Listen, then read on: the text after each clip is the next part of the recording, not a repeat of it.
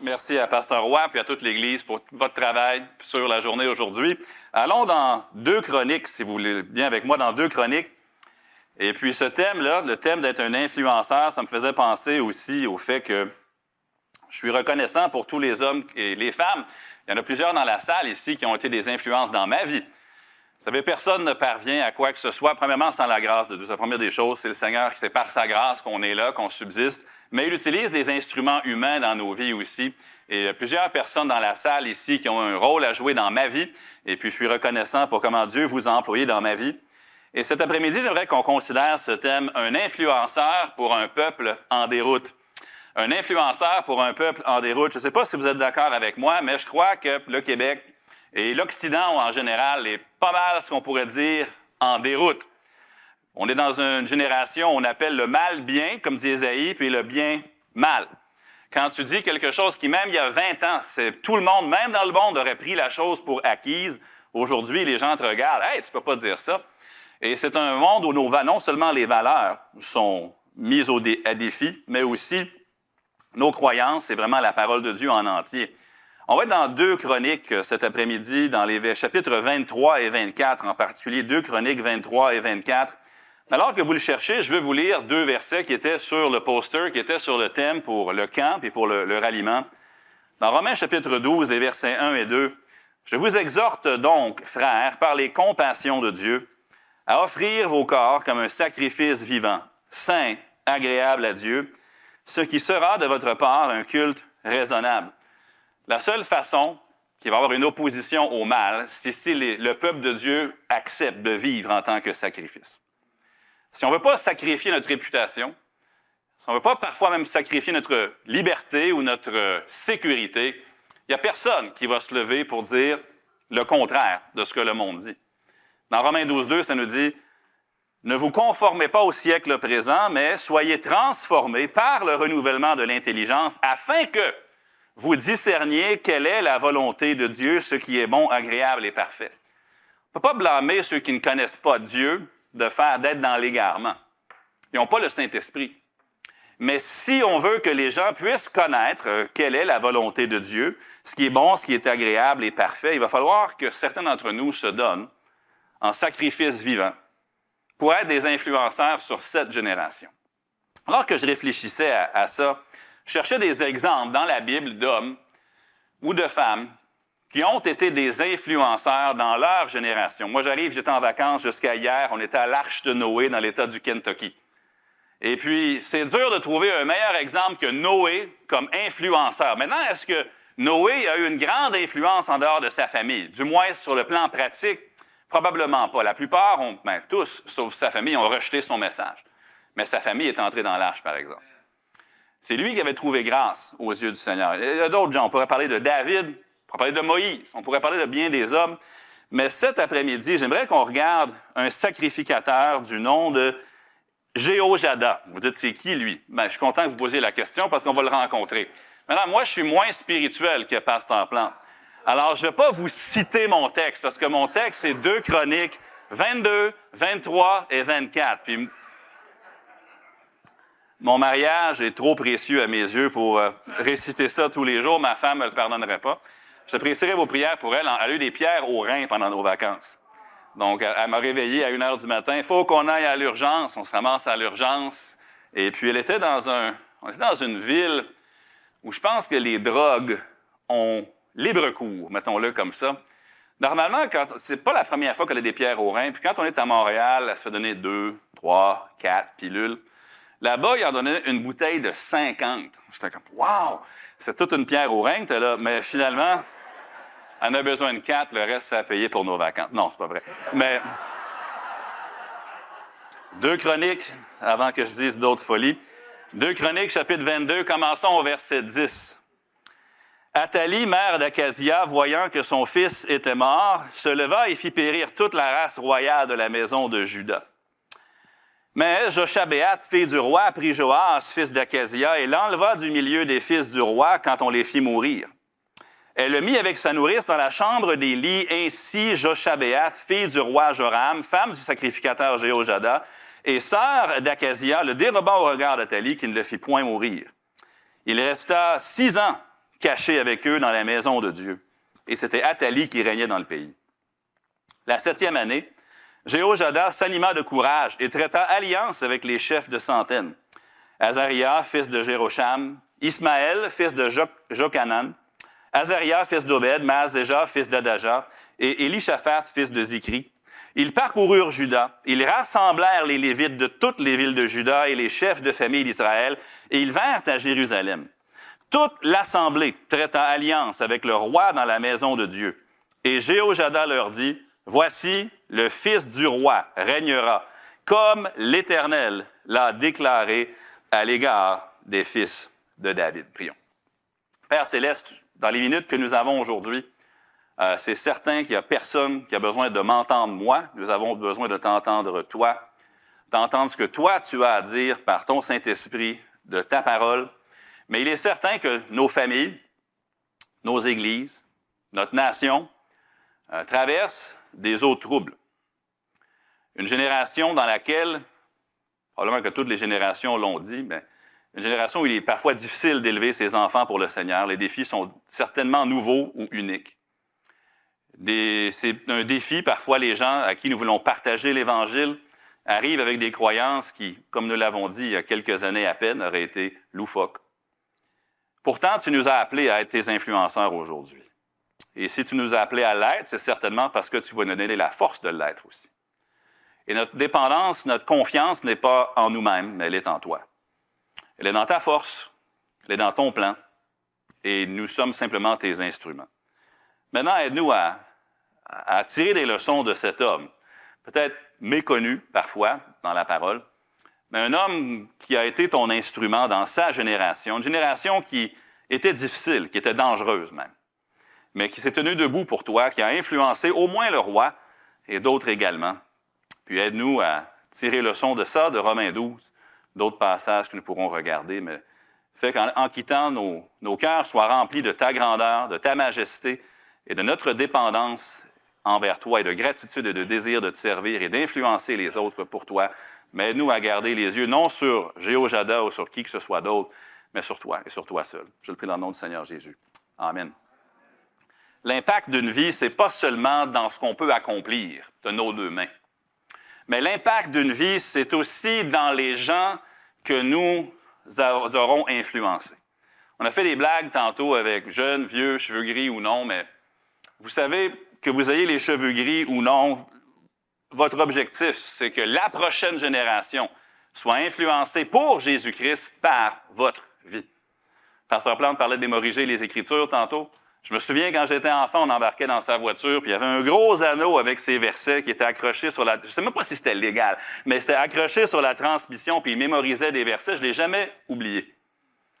D'autres gens qui sont présents, je vous ai vu marcher avec le Seigneur.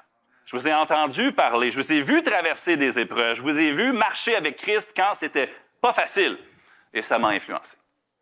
Et mon désir, c'est qu'à mon tour, par la grâce de Dieu, je puisse avoir une influence sur ma famille, sur les gens qui viennent en contact avec moi, non à cause de moi, mais à cause du Seigneur qui vit en moi et qui choisit de m'utiliser bien malgré moi souvent. Un influenceur, c'est quoi? Un influenceur, à la racine, c'est quelqu'un qui affecte les décisions ou la direction d'une autre personne. C'est lorsque la personne s'en va dans telle direction, puis elle rencontre l'influenceur, elle change de direction. Positivement, ça pourrait être de la repentance. Dans le commercial, parfois, c'est simplement des habitudes d'achat. Mais nous voulons être des influenceurs parce que nous voulons que ceux autour de nous prennent des décisions pour Christ. On veut que leur vie soit dirigée selon le Seigneur Jésus. Maintenant, un influenceur ne peut pas remplacer l'œuvre de Dieu dans la vie de quelqu'un. Et parfois, je crois que c'est le cas ici encore dans notre passage, la personne qui est influencée ne devient pas suffisamment indépendante de son influenceur. C'est-à-dire qu'elle devient conformée, peut-être pas au siècle présent, mais elle devient conformée à son influenceur plutôt qu'à Dieu. Maintenant, moi, en tant que père, mon but, ce n'est pas que mes enfants deviennent comme moi. Mon but, c'est que mes enfants deviennent comme Christ. C'est pas qu'ils m'imitent. Ben oui, Paul dit « Devenez mes imitateurs comme je le suis moi-même de Christ ». Mais j'aimerais que mes enfants deviennent des meilleurs disciples de Jésus que moi. Je ne veux pas simplement qu'ils deviennent comme moi, je veux plutôt qu'ils deviennent comme Christ. Je veux qu'ils soient indépendants de moi, que je vive ou que je meure, qu'ils puissent marcher avec Dieu. En tant que pasteur, je ne crois pas qu'on veut que nos églises deviennent comme nous. L'objectif, c'est pas qu'ils adoptent mes opinions. C'est pas qu'ils voient toujours les choses comme moi, mais c'est plutôt qu'ils deviennent des disciples de Jésus. Dans Romains 12:2, ne vous conformez pas au siècle présent, mais soyez transformés par le renouvellement de l'intelligence.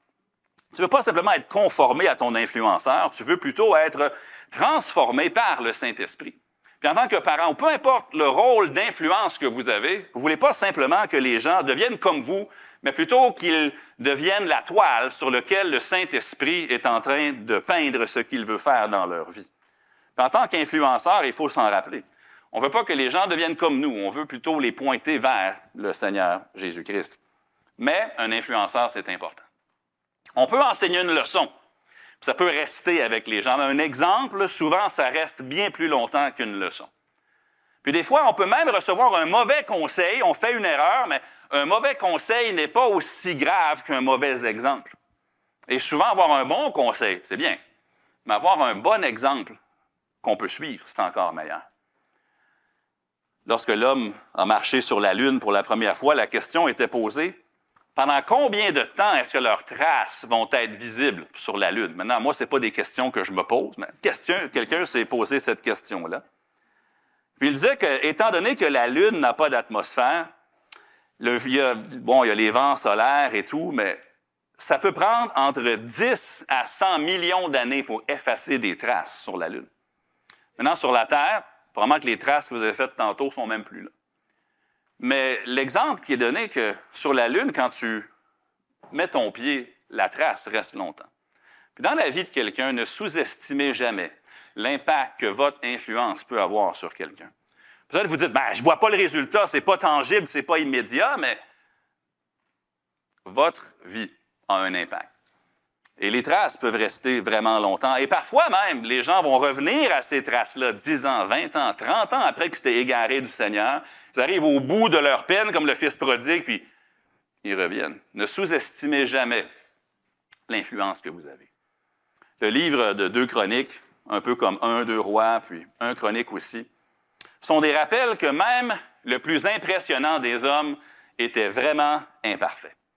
Ce sont des livres qui nous montrent que c'est par la grâce de Dieu que le peuple d'Israël a pu continuer en tant que nation choisie.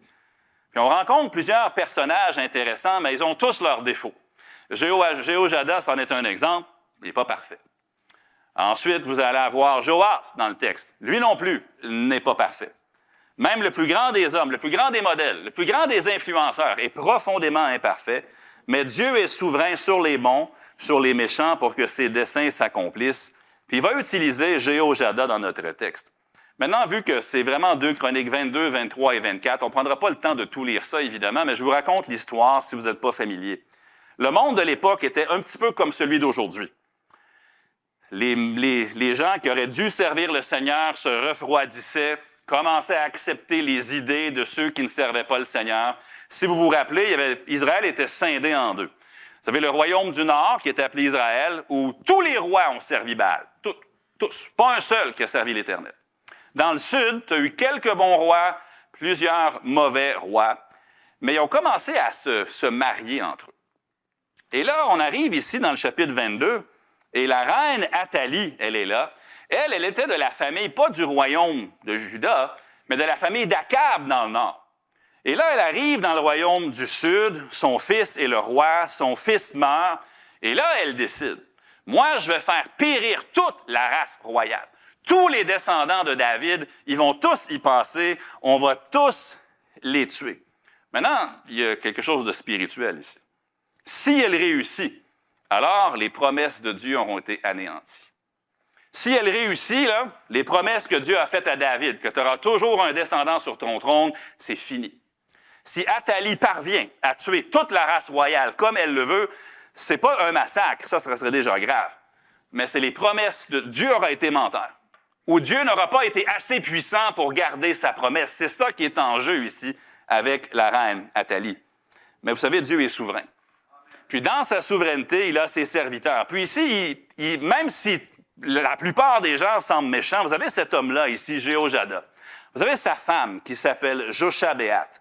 Puis eux, ils décident de prendre un petit bébé qui s'appelle Joas. Puis ils le prennent, il est encore aux couches, là. Et puis ils l'amènent, puis ils le cachent dans le temple pendant 7 ans. Puis pendant 7 ans, le roi Joas, il grandit. Puis finalement, selon le verset 1, après 7 ans, Jéhojada s'anima de courage. Puis il va mettre Joas comme roi. Il va éliminer la méchante Athalie, puis il va aider le jeune roi à s'asseoir sur le trône. Puis dans 2 Chroniques 24 et le verset 2, remarquez ce que ça dit. Joas fit ce qui est droit aux yeux de l'Éternel pendant toute la vie du sacrificateur Jéhojada. Toute une influence. Pendant toute la vie de Jéhojada, Joas a fait ce qui était bien. Joas, même, était tellement zélé que pendant un certain temps, il a même excédé son influenceur. Il est arrivé à un point dans le chapitre 23 où il décide que le temple est trop démuni, il est trop endommagé par Athalie et par les prophètes de Baal. Il veut faire rénover le temple, puis ça avance pas assez vite à son goût. Puis il fait venir Jéhojada, il dit « Hey, je t'avais pas demandé de rénover le temple. Qu'est-ce que vous attendez? » Puis ils vont rénover le temple. Puis ensuite, à la fin du chapitre 24, le verset 16, ça dit de Jéhojada, « On l'enterra dans la ville de David avec les rois, parce qu'il avait fait du bien en Israël, à l'égard de Dieu et à l'égard de sa maison. » Si on lit un petit peu plus loin, on apprend par exemple que après sa mort, le roi Joas s'est laissé influencer, pas vers Baal, mais vers Astarté. Savez-vous, les défis d'une génération ne sont pas toujours les mêmes défis que la prochaine génération. Oui, on a eu la victoire sur Baal, mais après ça, ils sont partis vers une autre idole, vers Astarté. Et ma génération, on a nos propres combats. Ils ne sont pas identiques aux combats de la génération d'il y a 20 ou 30 ans. Puis si le Seigneur n'est pas encore revenu, dans 30 ans, les défis risquent d'être encore différents, mais Dieu va être encore sur son trône. Il y aura encore son peuple. L'appel sera encore le même. Il va nous donner, par sa force, la capacité d'influencer notre génération pour le Seigneur. On voit à la fin de la vie de Joas que Dieu lui envoie des prophètes. Il ne veut rien savoir, il n'écoute pas. Mais le pire, c'est que c'est le fils de Jéhojada, Zacharie, qui va le voir. Puis ils vont faire périr le fils de Jéhojada, malgré tout ce que lui avait fait pour le roi de son vivant. Vraiment une triste fin. Puis finalement, le roi Joas va être assassiné par ses propres serviteurs. Pourquoi? Pas seulement parce qu'il s'était égaré de l'Éternel, mais parce qu'il n'avait pas retenu le bien que Jéhojada l'avait fait. Il avait fait périr son fils quand même. Mais j'aimerais qu'on prenne quelques instants pour tirer des leçons ici, dans 2 Chroniques, chapitres 22, 23, puis 24. C'est surtout le début du chapitre 23, le début du chapitre 24 que nous allons retenir. Cet homme-là était ce que moi j'aimerais être dans ma génération. Simplement un instrument que Dieu a utilisé pour influencer quelques personnes pour le Seigneur. Il n'était pas suffisant de lui-même, mais il était un instrument de Dieu pour ça. Remarquez avec moi, premièrement, les motivations d'un influenceur. Au verset 3 du chapitre 23, ça nous dit « Et Jéhojada leur dit, « Voici le fils du roi régnera, comme l'Éternel l'a déclaré à l'égard des fils de David. » Jéhojada avait une motivation bien précise. Vous et moi aussi, on doit avoir la bonne motivation. C'est pas tout le monde qui a un compte TikTok qui est un bon influenceur.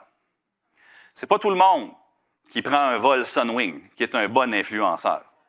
C'est pas tout le monde qui a un compte Instagram qui va vraiment vous pointer, vous le savez.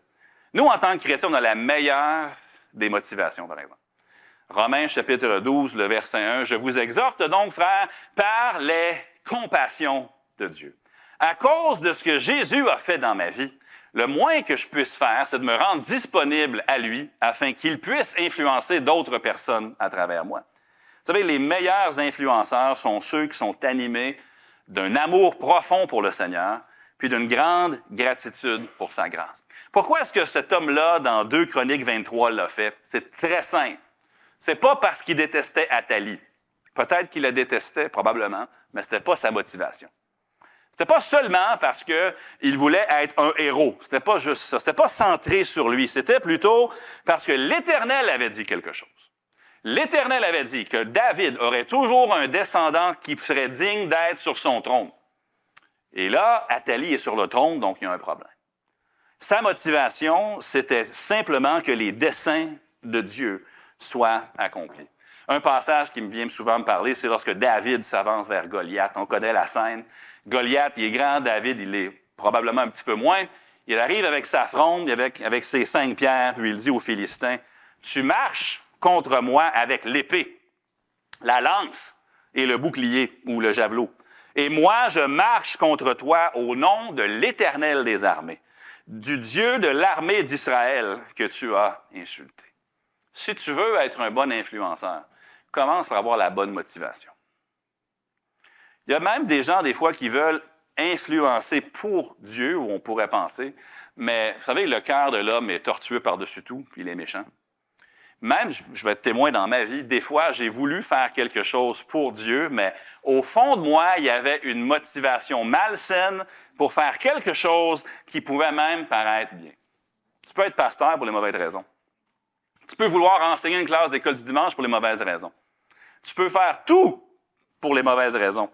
Mais ici, cet homme avait la bonne motivation. Lui, sa motivation, c'était l'alliance que Dieu avait faite avec David. C'était la parole de Dieu.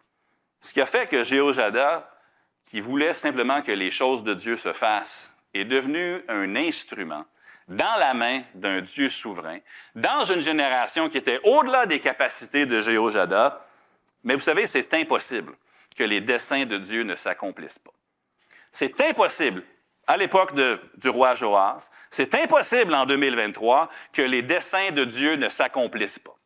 Les desseins de Dieu vont s'accomplir. Allez dans Daniel, on ne le fera pas maintenant. Regardez la statue de Daniel, les prophéties, ça va arriver exactement comme Dieu l'a dit.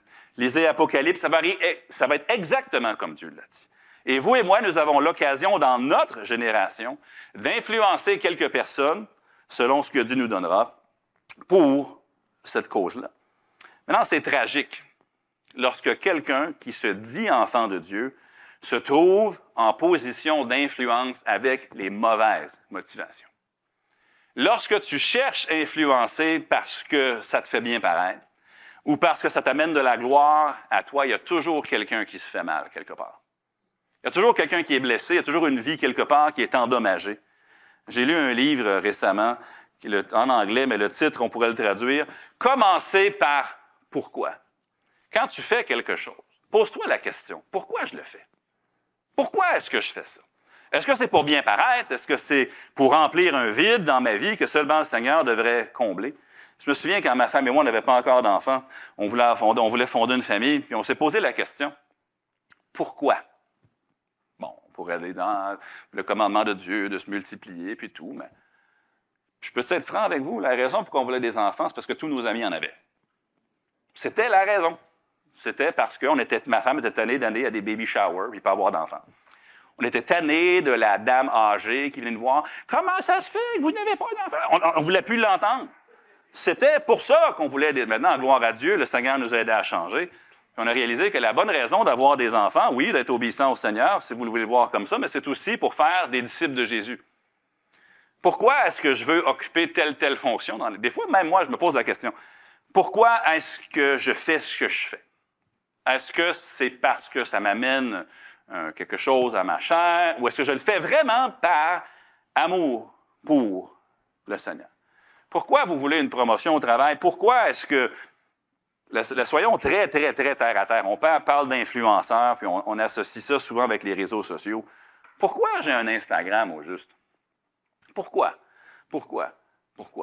C'est bon de savoir pourquoi, parce que le pourquoi va te dire si c'est un instrument pour le Seigneur ou non.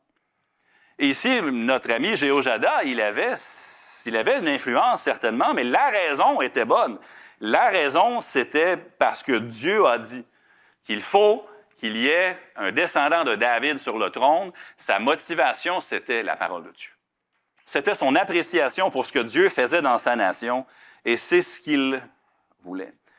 Le thème, c'est bien influenceurs pour Christ. On peut être des influenceurs de bien des manières, mais si on veut être un influenceur pour Christ, il faut qu'on soit motivé par les compassions de Dieu, Romains 12, verset 1. Il faut qu'on soit motivé pour les bonnes raisons. Je remarque deuxièmement aussi l'engagement total d'un influenceur. Remarquez dans le chapitre 23, le verset 16 jusqu'à 19. Jéhoiada traita entre lui, tout le peuple et le roi, une alliance par laquelle il devait être le peuple de l'Éternel. Tout le peuple entra dans la maison de Baal et ils la démolirent. Ils brisèrent ses autels et ses images. Ils tuèrent devant les autels Mathan, prêtre de Baal. Jéhoiada remit les fonctions de la maison de l'Éternel entre les mains des sacrificateurs des Lévites que David avait distribués dans la maison de l'Éternel, pour qu'ils offrissent des holocaustes à l'Éternel, comme il est écrit dans la loi de Moïse, au milieu des réjouissances et des chants, d'après les ordonnances de David. Il plaça les portiers aux portes de la maison de l'Éternel, afin qu'il n'entre à aucune personne souillée de quelque manière que ce fût. Remarquez les mots « aucun »,« quel que soit », etc. L'engagement de cet homme-là, il était total. Moi, je n'ai pas toujours été pleinement engagé pour le Seigneur. Je me souviens quand j'étais adolescent, mon rêve à moi, là, c'était de travailler en télécommunication. C'était ce que je voulais faire. Mon but, honnêtement, ma job de rêve, là, c'était de travailler à RDS. C'était ce que j'aurais voulu, là. Vous m'auriez mis là, à RDS, puis j'aurais été... Ça, c'était ce que je visais. Puis un jour, il y a un missionnaire qui était aujourd'hui à Vancouver, qui est venu, puis il a eu l'audace de me dire que mon rêve était peut-être pas ce que Dieu avait pour moi. Je ne l'ai pas aimé, je ne l'ai pas apprécié. Je me souviens, j'étais assis à ma table. Il m'a dit, vraiment, tu es un enfant de Dieu, puis c'est rien que ça que tu veux faire de ta vie, parler de hockey. C'est tout ce que tu veux faire. Tu te prends pour qui, toi? Puis c'était ce que je ne l'ai pas dit parce que mon père m'aurait tué, mais c'était un peu ma pensée. Mais vous savez, des fois, Dieu nous garde de nos propres désirs. Je me souviens, il y a quelques années, mon père m'appelle et dit, Rick, j'ai 4 billets pour aller voir Canadien Dallas au Centre Bell, dans les rouges en bas, t'es vu-tu? Oui, je l'ai vu. J'ai prié longtemps comme pasteur Plante, puis j'ai prié après. Bon. On va au match. Puis je suis assis, dernière rangée des rouges en haut, puis juste derrière ma tête, c'est les gars d'RDS qui sont là. Je pouvais les toucher si je voulais. C'est eux, là, qui ont ma job de rêve. C'est ce que je voulais faire dans la vie. Puis moi, je regardais la game, je regardais. Savez-vous, ces gars-là, ils détestent ce qu'ils font. Ce que vous voyez à la télé, là, c'est pas la réalité. Le match au complet, là, ils étaient là sur leur cellulaire. Là, la foule criait. Là, ils regardaient, puis là, ils se rendormissaient. Après ça, la période prend fin. Puis là, les lumières allument, les maquilleuses arrivent, puis là, tu les écoutais parler. « Oh, quel bon... Oh oui, quel bon match! » Puis là, ils font... Là, aussitôt que les lumières s'éteignent. Puis là, je les regardais, puis je me disais, « Wow! C'est ça que je rêvais de faire dans la vie. » Puis eux qui le font, ils n'ont aucune joie. Mais pensez-y, là. Votre but dans la vie, c'est de parler de quelque chose qui, demain matin, à 10 heures, n'aura aucune importance. C'est vain, c'est vide complètement. Mais moi, j'étais prêt à déménager, aller étudier avant que le Seigneur me dise, « T'es mon enfant, mais t'es pas pleinement engagé pour moi. » On n'a pas le temps cet après-midi. Mais si vous lisez après le roi Joas, c'est son fils, Amathia. Amathia, il n'est pas pire.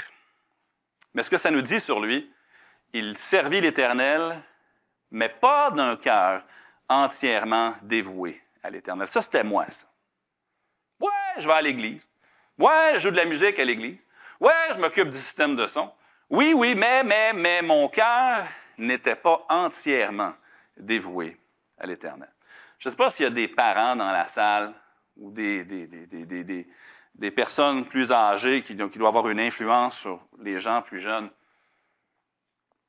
Pour être un influenceur, il faut être pleinement engagé. Si vous prenez des cours là, sur comment gérer un flux là, de réseaux sociaux, ils vont vous dire, mettez des choses chaque jour. Il faut être complètement engagé. Tu ne peux pas juste poster le lundi puis attendre 2 semaines. Il n'y aura personne qui va te suivre. Il faut que tu sois pleinement engagé dans la chose. Si tu veux influencer des gens, il faut que tu sois engagé. Et Jéhoiada, une des choses qui a fait qu'il y a eu de l'ascendant sur le roi Joas et sur sa génération, c'est qu'il était pleinement engagé pour Dieu. C'est pas juste d'être bien motivé, mais c'est d'être entièrement engagé. Et ma génération, moi j'ai 42 ans, je pense que ma génération, un de nos défauts, c'est qu'on n'est pas, des fois on n'est ni chaud, ni froid. On va à l'église, mais on n'est pas vraiment là. On va à l'église quand ça nous adonne, mais c'est pas nécessairement notre engagement. Puis c'est pas juste une question de dimanche, mais dans la vie, on n'est pas out, mais on n'est pas non plus vraiment engagé. C'est comme entre les deux. Puis, honnêtement, si on veut influencer nos enfants pour Christ, il faut être pleinement engagé. Si on va avoir un impact pour le Seigneur dans notre Église, dans notre communauté, il faut qu'on soit engagé à fond. Je vous exhorte donc, frères, à offrir vos corps comme un sacrifice. Un sacrifice, c'est assez total. Un sacrifice, c'est complet. C'est entier. Tu ne peux pas le brûler à moitié et dire « Ah, gars, c'est beau, je le reprends ». Non, un sacrifice, c'est entier. Quand c'est sur l'autel, c'est consumé. Jéhoiada, c'est un engagement total. S'il se fait prendre à cacher Joas, fini.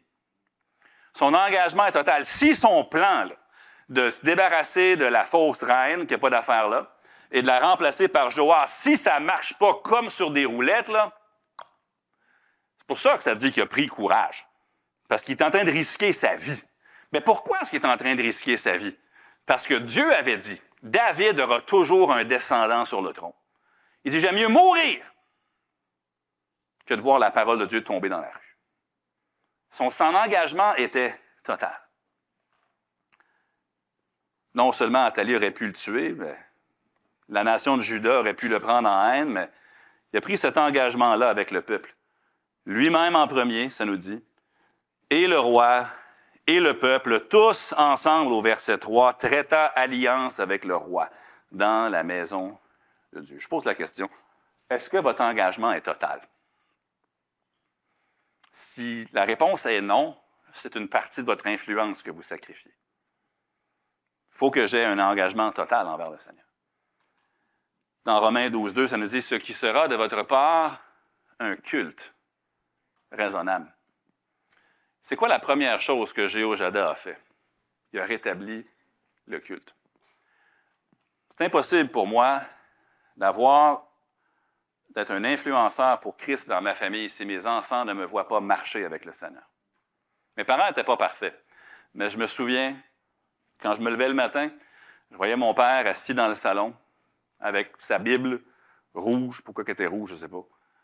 Il prenait toujours des feuilles de papier, puis mon père avait cette manie de les couper en 3 parties égales. J'ai jamais compris pourquoi il n'allait pas au bureau, en gros, juste acheter des bonnes grandeurs. Non, il prenait une feuille, puis il la coupait en 3.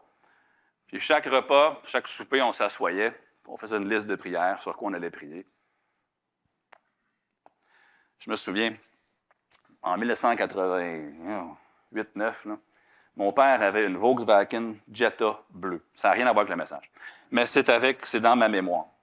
On s'en allait, je me souviens qu'on allait tourner dans un stand d'achat, dans un stationnement d'un Zellers à Longueuil. Je ne sais pas pourquoi je me souviens de ces détails-là, mais vous voyez à quel point ce moment-là que je vais vous raconter m'a marqué. J'étais derrière mon père, donc mon père est dans le conduit, ma mère est à côté, moi je suis derrière lui. Puis j'ai eu la mauvaise idée de poser la question, c'était un mercredi. J'ai dit, papa, on va-tu à l'église ce soir? Mon père n'a pas répondu. Il a juste mis son flasher. Il a tourné dans le Zellers, s'est stationné. Il a mis ça à park, il a fermé le moteur, il a enlevé sa ceinture. Il s'est reviré, il a dit, Éric, c'est quand la dernière fois qu'on n'est pas allé à l'église?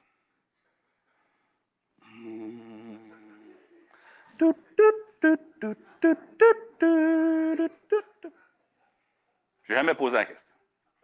J'ai jamais reposé la question. Parce que c'était clair. Je me souviens à l'époque, à l'église de Boucherville, on se rencontrait dans un gymnase d'école. Puis juste à côté, il y avait un terrain de baseball qui était juste à côté de l'école. Puis ça trouvait être le terrain où moi, je jouais au baseball des fois. Puis mon père avait un règlement. Il disait, Éric, tu peux jouer le mercredi, mais l'église est à 7 heures. Fait qu'à 6h45, il faut que tu quittes la game et que tu viennes à l'église. Mais là, ça, c'est bien beau pour la saison régulière, là, mais en série, c'est peut-être négociable. Et puis, je jouais au baseball, et puis, sans vouloir me vanter, j'étais pas mal bon. Puis, en tout cas, j'étais un talent donné par le Seigneur, gloire à Dieu. En tout cas, longue histoire courte. Je jouais au baseball, je jouais pour les élites de Boucherville, et puis je me souviens encore de ce soir-là. Le match était serré, c'était l'heure de partir, il fallait aller à l'église, mais je ne suis pas allé. Mais je suis venu à l'église. Ouais, 30 minutes en retard, mais je suis venu. Puis mon père n'était pas à l'église non plus, il était assis sur les marches en avant de l'école. Puis il m'a dit, Éric, tu viens de jouer ta dernière game de baseball. Quoi? Tu viens de mettre le baseball devant Dieu. Vous dites, ton père est brutal. Peut-être, vous y direz quand vous le verrez, mais tout ça que je veux dire, c'est qu'il faut être d'accord ou non avec lui. C'est pas le point. Si vous laissez vos enfants jouer le mercredi, c'est pas moi qui vais vous juger. Mais je veux juste vous dire, je dis ça pour dire que avec mon père, son engagement, c'était total. Je n'ai pas fait toujours les mêmes choix pour mes enfants que mon père a fait avec moi. C'est correct. Le Saint-Esprit nous dirige. Mais une chose, par exemple, vous êtes d'accord avec lui ou non, je n'ai jamais douté de la totalité de son engagement. Je ne veux pas que mes enfants doutent de la totalité de mon engagement.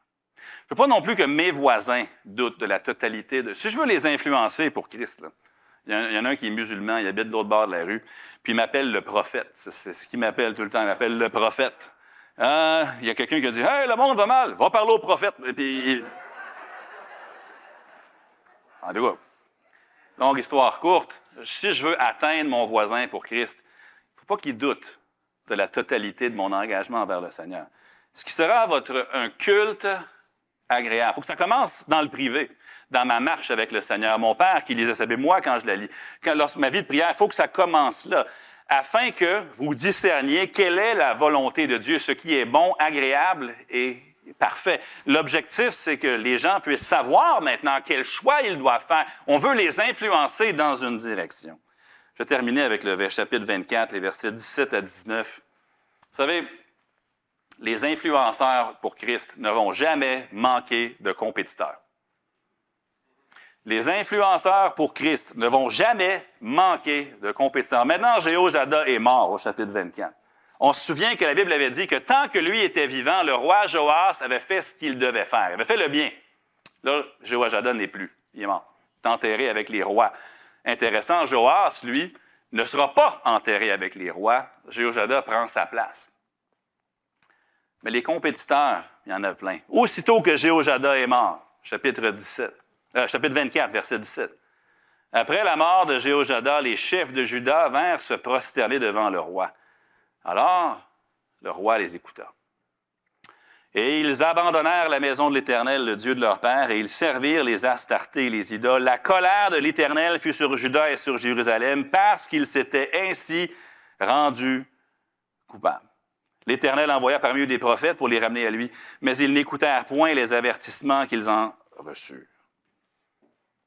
Il y a tellement de gens, tellement d'influenceurs, professionnels ou non, qui veulent conformer la prochaine génération au siècle présent.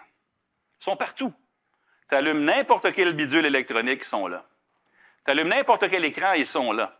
Tu les envoies n'importe où, ils sont là. Ne vous conformez pas au siècle présent. Il ne manquera jamais d'influenceurs. Le monde aujourd'hui en est rempli. Tout le monde cherche à influencer. Le journaliste cherche à influencer. Le YouTuber veut influencer. Le TikToker, le professeur dans la classe, le pasteur, l'écologiste militant, mettez qui vous voulez, tout le monde veut influencer. J'aimerais qu'on se mette juste pour un instant, pas en tant qu'influenceur, mais en tant qu'influencé. Que vas-tu faire lorsque ceux qui t'ont influencé sont décédés? Si tu es conformé à ton influenceur, tu vas faire comme Joas a fait. Mais si tu vas au-delà de ton influenceur pour plutôt chercher à être comme Christ, lui, il est toujours là. J'aimerais que mes enfants, si je meurs demain, j'aimerais que mes enfants puissent continuer. Pas parce qu'ils n'étaient pas conformés à moi. Ils s'étaient transformés par le renouvellement de l'intelligence. Si je meurs demain, là, ce que je ne souhaite pas, en fait, Paul dit, c'est mieux de t'en aller d'être avec Christ, mais en tout cas, vous comprenez. Je voudrais que l'Église puisse continuer sans moi, pas comme si de rien n'était, je comprends, là, mais vous savez, ça continue pareil. Parce que ce n'est pas moi qui compte, c'est lui qui compte. Il faut qu'on veille sur nos cœurs avec diligence. De lui viennent les sources de la vie. Puis ici, j'ai l'impression que Joas est un peu trop dépendant de l'ancienne génération, puis pas assez dépendant directement du Seigneur. Veillons sur nos cœurs ici. Mais aussi, cherchons la responsabilité et le soutien. Il y a certaines personnes dans la salle qui m'ont influencé, mais j'en cherche d'autres. Je cherche d'autres gens qui vont pouvoir m'influencer. Des gens de Dieu, des gens qui vont m'influencer pour le Seigneur, des gens qui vont pouvoir m'aider à garder mes yeux fixés sur le Seigneur, mais aussi toujours nourrir continuellement notre croissance spirituelle. Il faut qu'on soit vigilant. De 2006 à 2011, j'étais directeur d'une école chrétienne en Ontario. J'avais beaucoup de jeunes d'âge secondaire qui venaient me voir. Maintenant, il y a quelques années, on a un missionnaire en Indonésie qui s'appelle Thomas. Et puis, c'était mon élève quand j'enseignais au secondaire. Ça me rajeunit pas non plus, mais en tout cas, il vient à l'église, puis il vient chercher du soutien. Je l'amène manger au restaurant, puis lui et sa femme me regardent, puis on a un genre de, je sais pas, je ressentais un inconfort, je ne savais pas trop pourquoi. Puis finalement, en 2 bouchées, Thomas me regarde et dit, Pasteur Léveillé, il dit, merci. C'est un shawarma, là. Bienvenue, ça coûte pas cher. Non. Il dit, tu sais, là. Sa femme, elle me regarde, elle me dit, tu te souviens pas? Je dis, de quoi tu parles? Il me dit, tu fais-tu exprès? Je dis, non. Il dit, fait que là, il me raconte l'histoire. J'avais complètement oublié ça. Il était en secondaire 4. Puis lui, puis 2 de ses amis avaient fait quelque chose d'absolument idiot. Je ne vais même pas vous le répéter, là, mais c'était tellement grave que ça aurait pu justifier qu'il soit expulsé de l'école.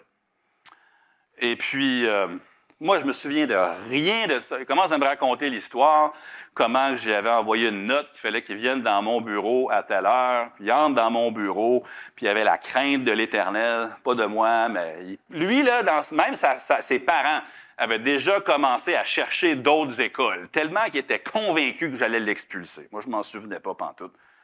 Selon ce qu'il me raconte, apparemment, j'étais assis dans mon bureau, puis je l'ai regardé sans rien dire pendant 30 secondes. Maintenant, je ne suis pas le plus intimidant des individus. Mon père, il a plus une face qui intimide le monde, fait que j'ai copié mon père, j'ai juste regardé dans les yeux pendant 30 secondes, selon ce qu'il me raconte. Puis là, apparemment, au bout de 30 secondes, je lui ai dit, Thomas, est-ce que tu aimes Jésus? Puis il m'avait supposément regardé, puis il partit à pleurer. Puis quand il est sorti de ce, j'ai dit, va et ne pêche plus. J'ai pris ça quelque part.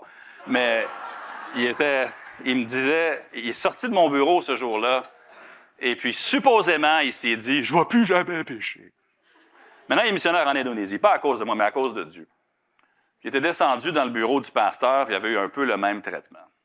Puis ce jour-là, supposément, il a décidé que son ancienne direction, c'était fini, puis il allait prendre sa nouvelle chance, puis il allait servir le Seigneur. Mais alors que je l'écoutais, moi, je me souviens de rien de ça. C'est tellement pas ma manière de faire non plus. Mais bon, c'est clairement ce qui est arrivé ce jour-là. Quel privilège d'avoir pu influencer quelqu'un. Pas à cause de moi. Même ce qui est arrivé ce jour-là, comme je vous dis, ça ne me ressemble pas tellement. C'est peut-être pour ça que je l'ai oublié. Mais d'avoir pu influencer quelqu'un, simplement pour qu'eux servent Christ. Pour qu'eux cherchent une nouvelle direction. Mais ce que je veux pour lui, je le veux pour mes enfants, je le veux pour les gens dans notre assemblée. Mais vous et moi, on a cette opportunité d'être des influenceurs. C'est une génération qui en a terriblement besoin. On parlait du besoin de pasteurs tantôt. Si on élargit même plus large que le Québec, là, des églises baptistes indépendantes, au Canada, il y en a 300. Dans les 10 prochaines années, il y a 160 pasteurs qui vont prendre leur retraite. Faites le calcul, là. C'est pas juste le Québec. Le Québec, on est en grave situation, le pays au complet légalement. On a besoin de relève. On a besoin de gens qui vont influencer cette relève-là aussi. On a besoin de parents qui vont dire, moi, j'aimerais ça que même qu'ils soient dans le ministère à temps plein ou non, c'est pas la question. Mais je veux influencer mes enfants pour qu'ils servent le Seigneur. Moi, je veux influencer cette génération aussi, que ce soit mes enfants ou non. C'est peut-être les enfants des autres, ça peut être les enfants à l'Église, ça peut être les jeunes de 20, 30, 40 ans. Je me mets là-dedans. De simplement les influencer pour qu'eux servent Christ. Ça peut être des pasteurs plus âgés qui influencent des pasteurs plus jeunes pour qu'ils demeurent fermes dans leurs convictions malgré les marées qui viennent sur eux. Je pourrais multiplier les exemples ou les hypothèses. On a besoin d'influenceurs pour Christ. Ça va prendre des gens qui vont dire, les temps sont mauvais, moi je vais m'offrir en sacrifice. Influenceur sur YouTube, tu peux aller chercher beaucoup d'argent, mais influenceur pour Christ, là, c'est un sacrifice. Pas beaucoup de likes là-dessus. Pas beaucoup de partage. Être un influenceur, c'est un sacrifice. Être un parent qui va influencer ses enfants pour Christ, c'est un sacrifice. Mais pourquoi je le fais? Par les compassions de Dieu. Je vous exhorte donc, frères, à offrir vos corps comme un sacrifice. Puis Jéhoiada, lui, s'est dit, c'est pas la bonne reine sur le trône, tout le monde sert Baal, mais moi et ma maison, comme avait dit Josué, nous servirons l'Éternel. Puis il s'est dit, on ne peut pas faire grand-chose, mais on va en sauver un. On ne peut pas tous les sauver, mais on va en sauver un. On va prendre le petit Joas, on va le cacher dans le temple. Pendant 7 ans, je pense qu'ils ne sont pas trop sûrs qu'est-ce qu'ils vont faire. 7 ans plus tard, il prend courage. Puis il se dit, c'est assez. Là. Ça fait 7 ans que la parole de Dieu est bafouée. Ça fait 7 ans que cette dame-là est sur le trône quand Dieu avait dit que c'était les descendants de David qui vont être là. Assez, c'est assez. Puis pas par sa force, mais par la force du Seigneur qui le soutenait puis qui l'utilisait comme son instrument, il s'est levé. Puis il s'est dit, c'est assez. On remet les choses à l'heure. On remet les pendules à l'heure selon la parole de Dieu. C'est pas compliqué. On veut être un influenceur, on a le livre que ça prend pour nous dire quoi dire. Pour nous dire quoi faire.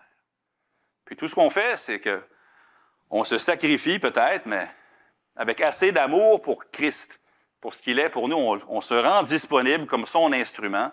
Puis lui, dans sa main puissante, il nous utilise pour avoir une influence sur nos enfants, sur les gens autour de nous. Mais pourquoi vous voulez le faire? Il faut le faire par amour pour le Seigneur. Mais je pose la question. Personnellement, dans le privé, là, dans votre vie avec la parole, dans votre vie de prière, dans votre adoration personnelle, votre engagement, là, est-ce que c'est 100%? Est-ce que c'est 100%? Parce que, honnêtement, mes parents n'ont jamais été les plus riches, mais une chose que je peux vous dire, leur engagement était total. Total. Total. Entier. Il n'y a pas une seule partie de notre foyer là, qui était « Ah, ça, c'est pas grave ». Non, c'était total. Je l'apprécie. Encore. Est-ce que c'est nécessaire que je fasse tous les choix identiques, copier-coller que mes parents ont fait pour moi, pour mes enfants? Pas nécessairement. Mais une chose, je ne veux pas que mes enfants doutent de la totalité de mon engagement pour lui. Parce que si mon engagement est total, peu importe les choix de vie que feront mes enfants, je pense qu'un jour, ils pourront avoir le même esprit que le fils prodigue. Je pense que je vais retourner chez papa. Papa, c'est Dieu là, dans la parabole, c'est pas moi, évidemment. Mais est-ce que votre engagement est partiel au total? Les compétiteurs pour les influences, ça ne manquera pas. Ça ne manquera pas. Mais c'est jamais en vain. Je finis avec une petite pensée, puis je prie. Jéhoiada, là, on pourrait penser qu'il a échoué. Hein? Parce qu'aussitôt qu'il est mort, Joas s'est tourné vers Astarté, fait tuer son fils. Mais il n'a pas échoué. Parce que vous savez, les promesses de Dieu pour David sont encore valides aujourd'hui. Le jour vient bientôt où l'ultime fils de David va s'asseoir sur le trône.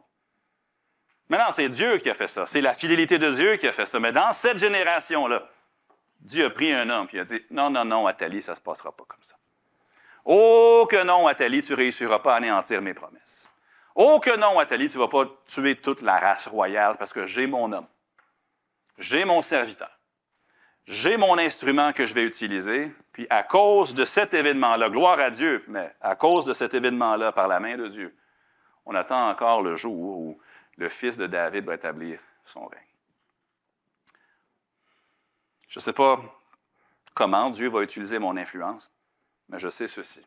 Si mon engagement est total, pour les bonnes motivations, même si les résultats immédiats peuvent être différents de ce que j'aurais espéré, j'ai confiance que dans sa souveraineté, Dieu va prendre cette influence-là, puis l'utiliser pour accomplir ses desseins et pour que sa gloire paraisse. Père Céleste, merci pour l'exemple que tu nous as donné de cet homme-là dans ta parole. Merci, Seigneur Jésus, pour le fait que tu as toujours ton peuple et des fois, on se sent vraiment désemparé, démuni, insuffisant. Et honnêtement, la génération dans laquelle on vit peut être intimidante. Mais dans cette génération-là, aide-nous à être entièrement dévoués à l'Éternel. Aide-nous à avoir un cœur qui est à toi entièrement. Aide-nous dans le privé à marcher avec toi, même dans le lieu secret là, où personne ne voit, mais souvent les gens voient plus qu'on pense. Et que nos enfants, que nos voisins, que nos collègues, quels qu'ils soient, puissent savoir, ça c'est une personne qui est entièrement engagée à toi. Aide-nous à le faire, pas pour bien paraître, ou non pas pour laisser un nom derrière nous, mais plutôt parce qu'on t'aime. Par les compassions de Dieu, à cause de ce que tu as fait pour nous et pour les bonnes motivations. Puis si dans mon cœur à moi, c'est fort possible, s'il y a des motivations qui s'y cachent, qui sont indignes de toi, révèle-les par la lumière de l'Esprit et que tu puisses me sonder. Sonde-moi, ô Dieu. Puis ensuite que tu me montres s'il y a quelque chose qui doit changer. Puis conduis-moi sur la voie de l'éternité. Mais utilise-nous, pas à cause de nous, mais à cause de toi et pour toi, et par ta force, pour influencer cette génération et ce peuple impie, mais de l'influencer pour Jésus-Christ. Je le prie dans le nom du Seigneur Jésus. Amen.